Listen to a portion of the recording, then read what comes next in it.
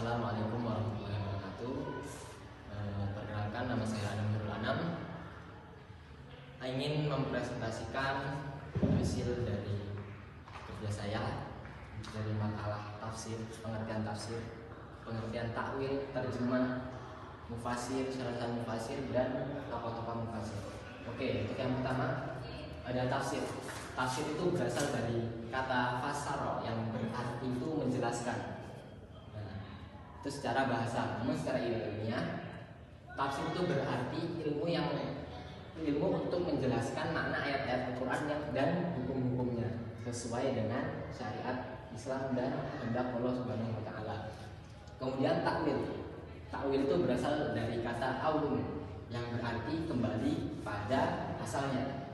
Dan kemudian menurut istilah, takwil itu mengalihkan lafaz dari makna lahiriahnya ke makna lain yang mungkin terkandung di dalamnya dengan syarat didukung oleh dalil lain atau bukti yang kuat. Yang ketiga itu terjemah.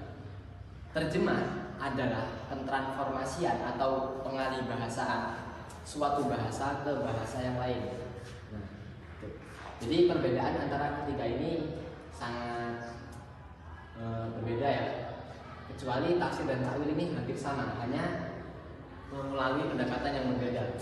Tafsir itu melalui pendekatan riwayat atau secara riwayat. Kemudian takwil ini melalui pendekatan riwayat atau secara ijtihad atau penalaran otak kita.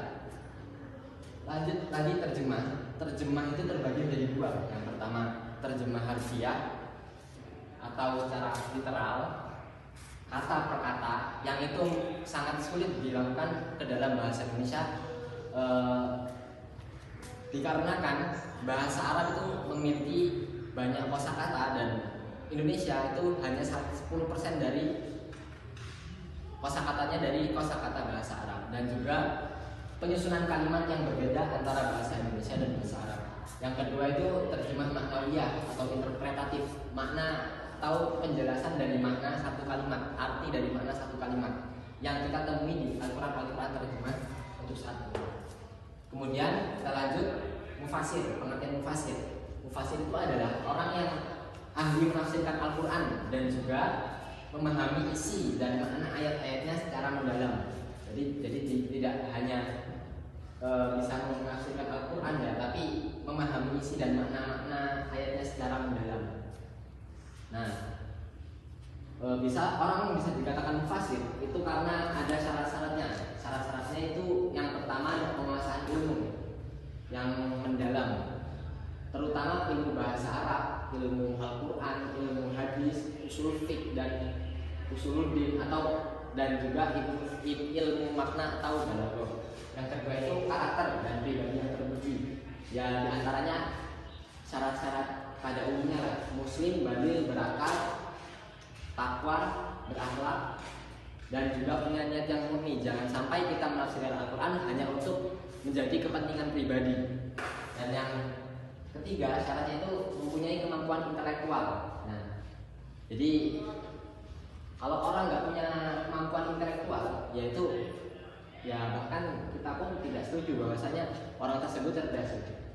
Jadi harus punya logika yang kuat dan kecerdasan kapasitas sebagai ilmuwan. Yang terakhir itu ada tokoh-tokoh mufasir. Sebenarnya banyak sekali tokoh-tokoh mufasir yang ada di dunia ini ya.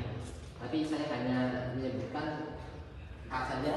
Yang pertama ada Imam At-Tabari atau yang sering dikenal dengan pelopor tafsir. Karya-karya yang terkenal itu ada Jami'ul Bayan. Kedua itu ada Ibnu Katsir. Itu juga terkenal di kalangan mufasir ya. Karena kadang pun ada kitab fenomenal beliau itu yang bernama Tafsirul Qur'anil Azim atau Tafsir Ibnu Katsir. Yang ketiga itu ada Buya Hamka. Nah, Buya Hamka ini merupakan mufasir modern dari Indonesia. Yang karyanya itu yang terkenal adalah Tafsir Al-Azhar, dan yang terakhir ada Profesor Quraisy Shihab yang karyanya itu ada Tafsir Al-Misbah yang bahasa dari dan susunan kalimatnya itu mudah dipahami dan banyak peminatnya. Cukup sekian dari saya akhiri. Wassalamualaikum warahmatullahi wabarakatuh.